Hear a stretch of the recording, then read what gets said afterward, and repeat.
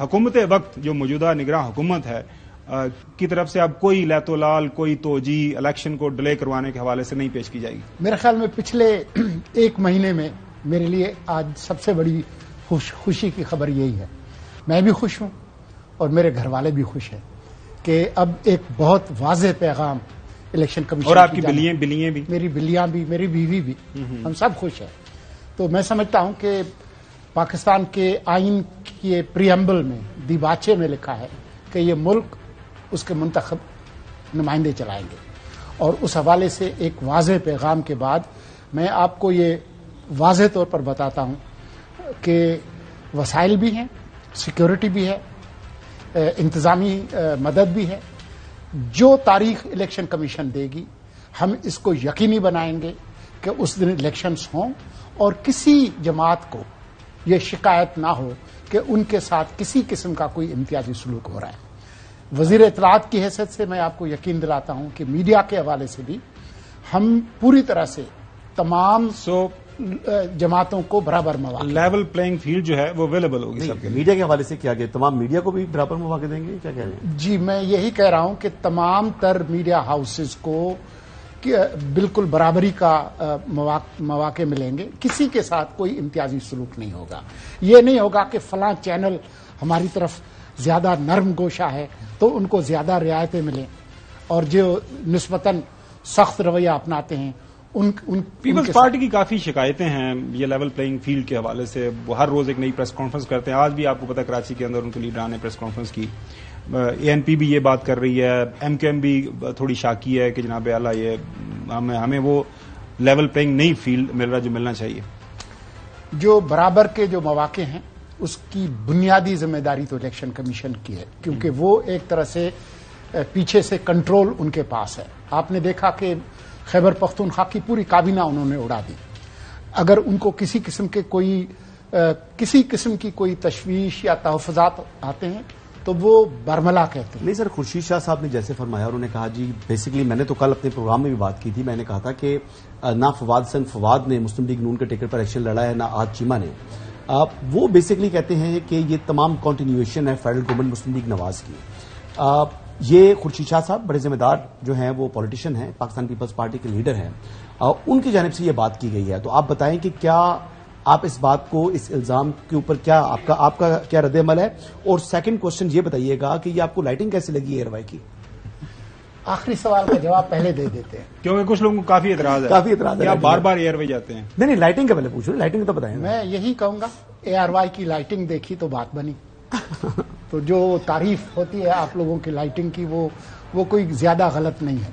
صحیح ہے۔ دیکھیں فواد حسن فواد کا نام لیا، کچھ دیر پہلے میرے ساتھ وہ پریس کانفرنس میں موجود تھے اور انہوں نے اس سوال کا جواب بھی دیا کہ اگر نون لیگ کے وزیر بننا چاہتے فواد حسن فواد تو 3-4 مہینے کی وزارت کیوں لیتے، وہ 16-17 مہینے کی کیوں نہ لیتے؟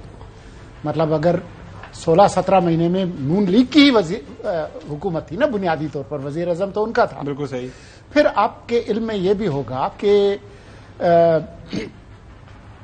جو پچھلے دنوں ایک ری امیجننگ پاکستان کی جو ایکسرسائز چل رہی تھی، ابھی بھی چل رہی ہے جی، تو مصطفیٰ نواز صوبر صاحب بڑے، اس کے اندر بھی فواد حسن فواد موجود تھے، اور آپ سب کو پتا ہے کہ اس سے جن لوگوں کو تحفظات تھے اس میں نون لیگ کے قائدین بھی تھے۔ تو یہ بات ایک چلیں یہ تو اعتراضات چلتے رہیں گے۔ یہ بالکل ایسے ہے کہ میں 5 سال پیپلز پارٹی گورنمنٹ میں ڈی جی ریڈیو پاکستان تھا، تو آج میں پیپلز پارٹی کی نمائندگی کر رہا ہوں۔ جی چودھری غلام حسین صاحب، over to you sir. Sorry آپ اسلام آباد میں ہونے کی وجہ سے ہم تھوڑا سا فائدہ اٹھا لیتے ہیں، اب فورم اوپن ہے آپ کے لیے۔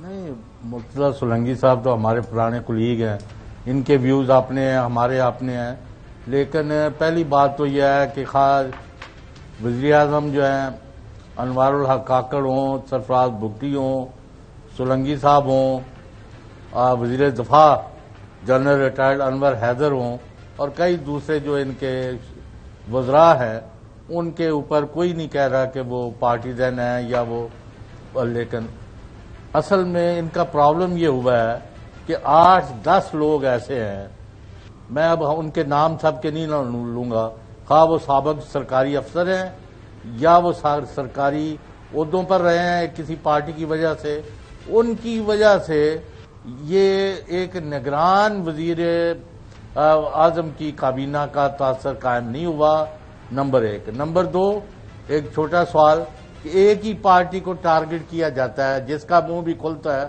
ویسے اپنی عادت کے برعکس سولنگی صاحب نے کوئی پارٹیزن رول ابھی تک نہیں ادا کیا، اور اگر اسی پر قائم رہے تو اپنے قد کاٹ میں اور اضافہ کریں گے۔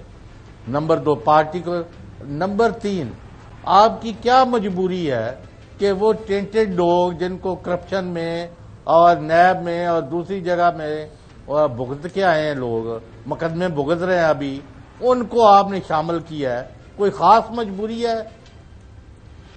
آج چیمہ فواد حسن فواد کی بات جی کریں۔ بات یہ ہے کہ نہیں، کئی ہیں جی۔ اچھا جی، الزام تو بہت سارے لگتے ہیں، اور اس وقت جو لوگ ایک عدالتی پروسیس سے گزر رہے ہیں ان پر بھی الزامات ہیں، لیکن ہم ان کو اس وقت تک مجرم قرار نہیں دیں گے جب تک کورٹ آف لا جو ہے وہ ان کو مجرم قرار نہ دے۔ جن لوگوں کے نام لیے ان میں سے کافی لوگ جو ہے وہ سالہ سال عقوبتیں اور جیل گزارنے کے بعد عدالتوں نے ان کو آزاد کیا ہے۔ تو اس لیے کسی پہ الزام لگے اور وہ الزام ثابت بھی نہ ہو تو ہمیں تو معذرت ان لوگوں کے ساتھ کرنی چاہیے۔ بالکل صحیح ہے، انوسنٹ انٹل پروون گلٹی، یہی ہمارا آئین اور یہی قانون کہتا ہے۔ لیکن میں ایک بات، چودھری صاحب ہمارے بڑے بھی ہیں، سینئر بھی ہیں، میں آپ کو یقین دلاتا ہوں کہ 17 اگست کی تاریخ جب سے میں نے حلف لیا، میری زبان سے کسی سیاسی جماعت اور اس کے کسی رہنما کے خلاف کوئی منفی بات نہیں نکلی، اور انشاءاللہ آخری دن تک نہیں نکلے گی۔